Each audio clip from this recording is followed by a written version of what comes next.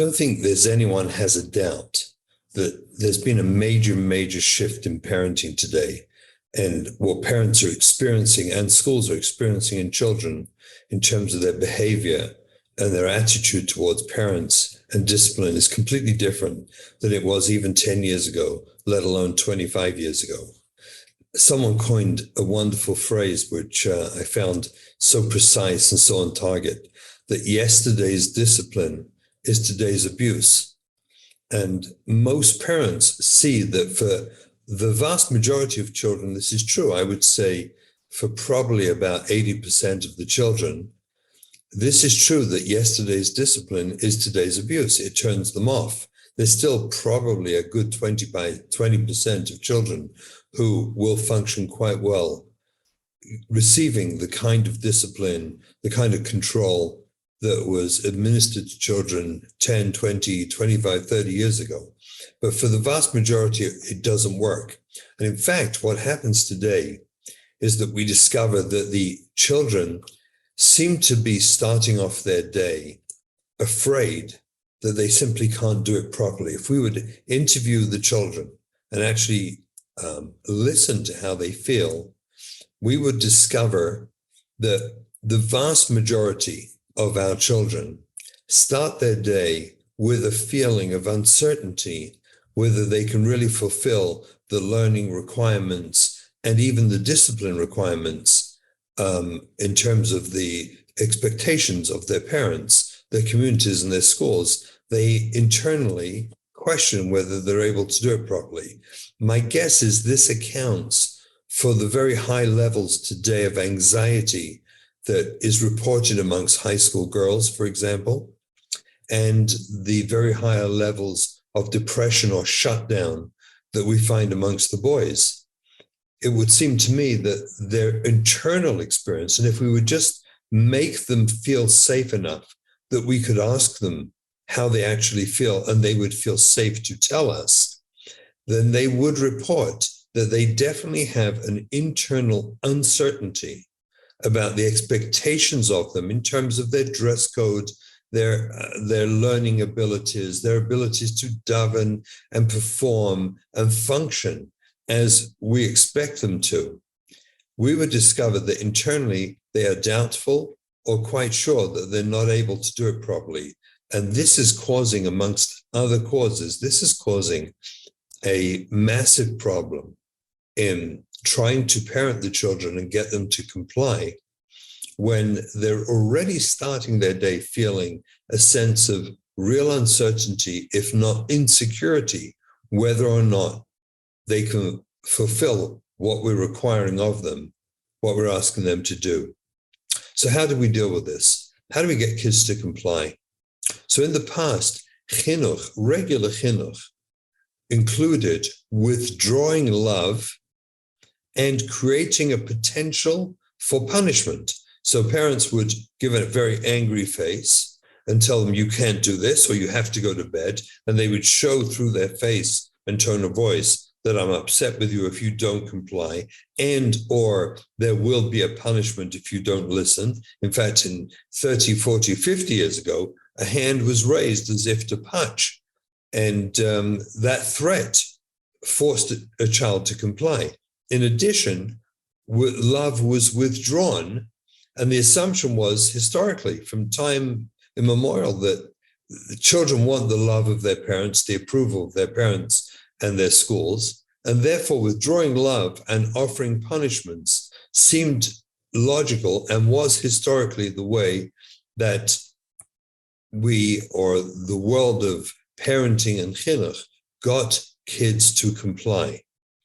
So here's the problem. Today, withdrawing love and offering punishments simply shuts down and shuts off our children. They're already starting the day feeling unsure if they can succeed and on the verge of shutting down, and offering the threat of punishment and the withdrawal of love with today's children simply shuts them down and shuts them off. And even if we get a response that appears to be compliant by doing the old-fashioned chinuch, I would posit that that compliance is really a fantasy of compliance, and that in reality, they're simply complying while they're in front of us in eyesight or in earshot of us, or the person offering these threats of punishment and withdrawal of love, so the kids comply.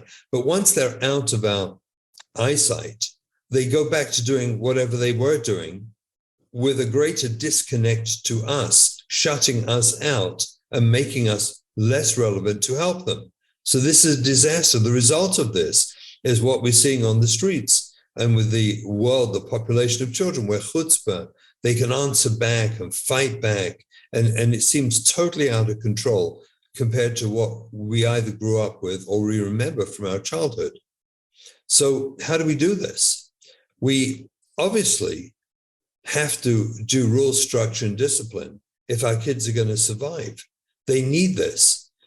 So we must modify how we engage our children if we're going to be able to administer the rules, structure, and discipline in a way that they're going to listen, in a way they're going to be able to receive it and accept it, and therefore grow and develop into mature adults.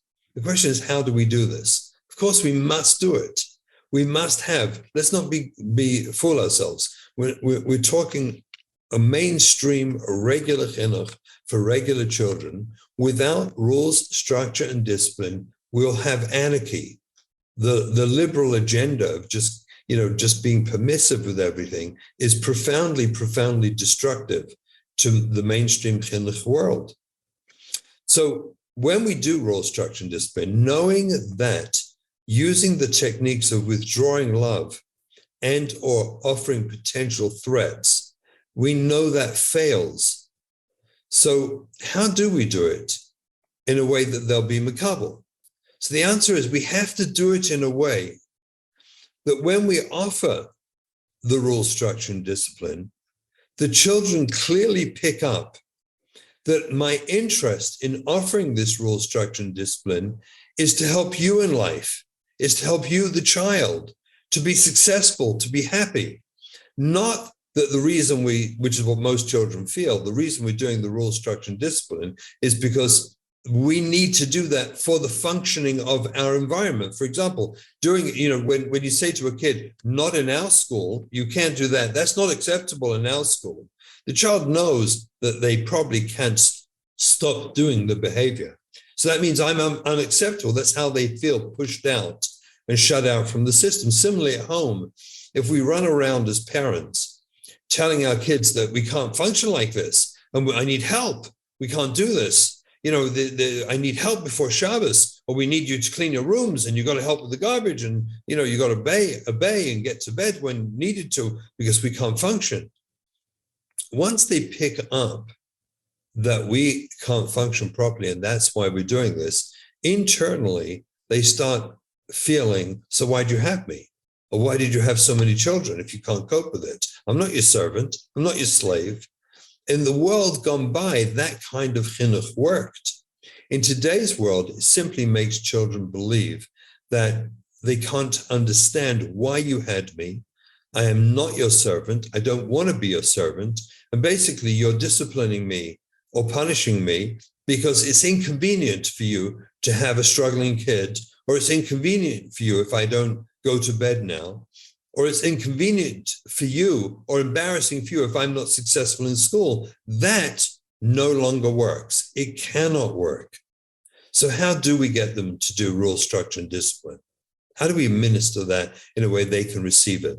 The answer is we must connect with them in a way that they know we care for them, and that my interest in doing these rules, structure, and discipline is for one purpose, that you should be a successful human being, that you should grow up with good values and good morals and a discipline about your life so that you can be successful. This is totally nothing to do with me. This is kol kula to do with you. I want you, Shefala, to be a successful person so you can be happy and succeed in life. So how do we do that? The answer is we take control, first of all, of our hashkafas, which means that I no longer use the external control model through anger and frustration and withdrawing love, I recognize that has to fail. And it does fail. And then I take control of my body language, my facial expression, and my tone of voice. So no longer will I ever use harsh language to convince them how to behave. No longer will I use an angry face to compel them to behave because of threat of punishment. I control my body, my angry movements of my hands, my angry face expression, and the tone or raising my voice. I change all that to a body language and facial expression and tone of voice that is loving and that communicates to my child, I am so sorry, Shefala, but these are the rules. I want you to be successful. And as an adult, I have to take responsibility for helping you work out how to accept the rules, structure, and discipline. And it's because I love you. It's because I care for you. It's because I want you to be successful.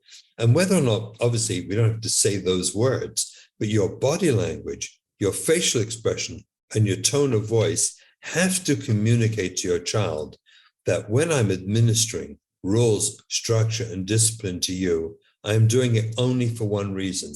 It's in order to make you, or help you rather, not make you, but help you to become a tremendously successful person, and that you should succeed in life and be happy. That's my only interest. Thank you. I hope this is helpful.